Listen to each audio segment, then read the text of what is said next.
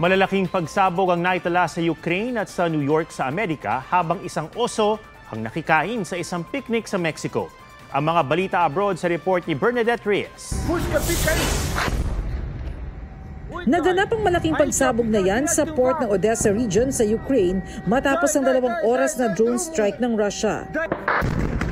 Nakuhanan yan ng mga sakay ng isang ferry. 2 ang sugatan sa insidente habang 30 sasakyan ang nasira.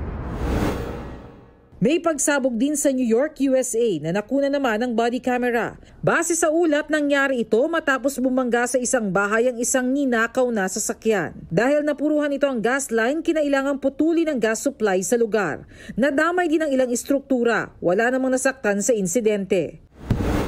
Itim na oso nakisalo sa picnic ng isang pamilya sa Nuevo Leon, Mexico.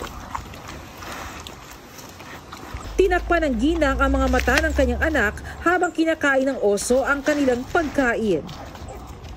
Natural habitat umano ng mga black bear ang lugar.